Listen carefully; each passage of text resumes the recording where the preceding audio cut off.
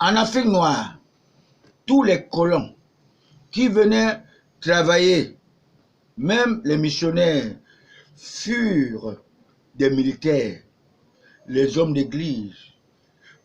Notre père Herriot, capitaine d'armée française, directeur de Saint-Jean Bosco, notre école.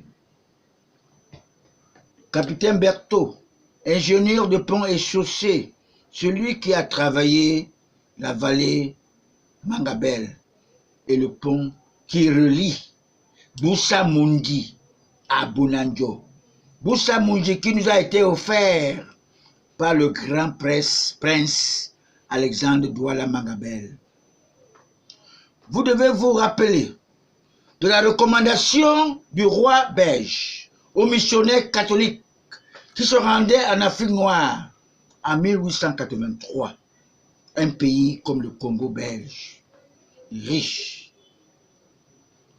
exaïe, n'allait plus souffrir de ces colons car ils ont suffisamment l'expérience de la colonisation.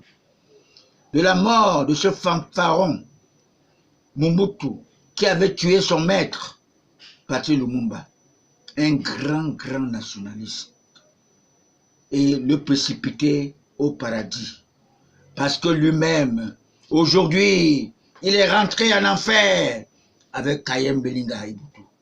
Cette catastrophe vécue à cette période, je tiens à informer tous les nationalistes patriotes que le bureau de tous les nationalistes patriotes, que le bureau du président de l'UPC, Félix Moumié, est toujours fermé à l'Holodof depuis son assassinat par les Français en Suisse.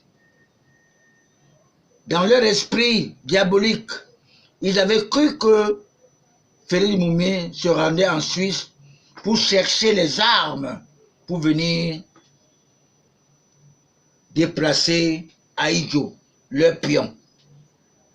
Tous ces génocides perpétrés dans notre pays devraient être sanctionnés par nos brillants juristes. S'ils étaient des nationalistes patriotes, Léona Joseph, qui sont comment on appelle, des agrégés de gros talent, ils sont tous focalisés dans les problèmes de Mortaine, que les Bafans connaissent, qui ne sont que là pour satisfaire leur diable. Aucun pays ne peut s'émerger dans cette pratique que les médiocres sont au-dessus des méritants patriotes. Je vous révèle cette confidence spirituelle. Notre ancien chef de l'État, Amadou Aïdjo, fut malien. C'est plutôt son épouse Germaine qui est de Mokolo. C'est elle qui a la nationalité camerounaise de souche. Il fut télégraphiste à la poste de Tchang et après affecté à la poste d'Aqua. Ce Peul a eu l'estime de l'homosexuel franc-maçon Dr Lupolo Jola, qui devient après son parrain et qui soutient sa candidature auprès de l'homme d'Afrique, Jacques Faucard, à cause de sa docilité, surtout parce qu'il a accepté le chemin éphémère satanique qui est l'homosexualité.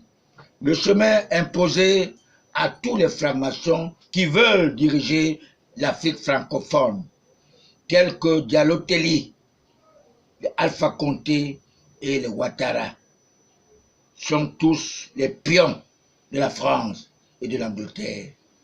Je suis comme Jerry John Lawrence, l'ex-président retraité du Ghana.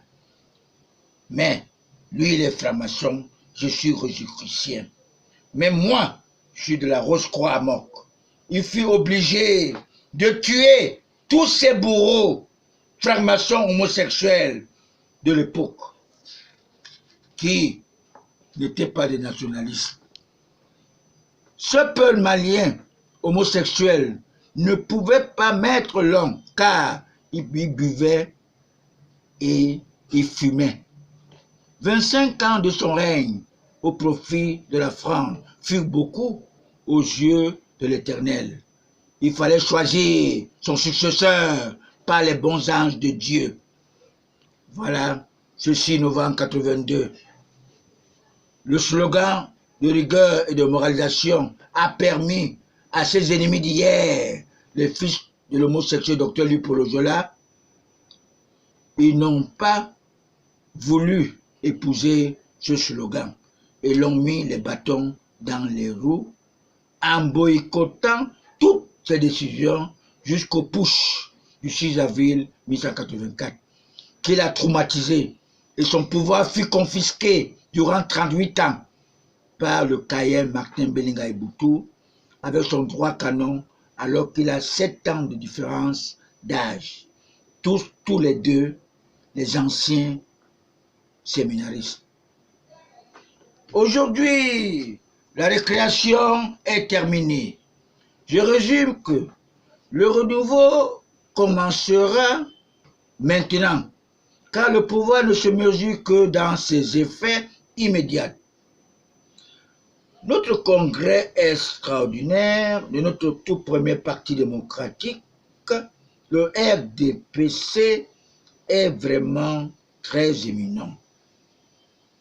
Et personne ne peut aller dans le RDPC sans médiatiser son entrée, comme je l'avais fait à Bandia, alors que je m'étais entendu avec le ministre actuel, M. Betty Assomo, que je voulais entrer dans RDPC, mais médiatiser à Douala. Il me l'a promis qu'il va le faire. Comme ça a retardé par ses multiples publications, j'ai été obligé de me rendre dans mon arrondissement pour entrer dans RDPC en 2016. Et j'ai payé ma cotisation jusqu'en 2020.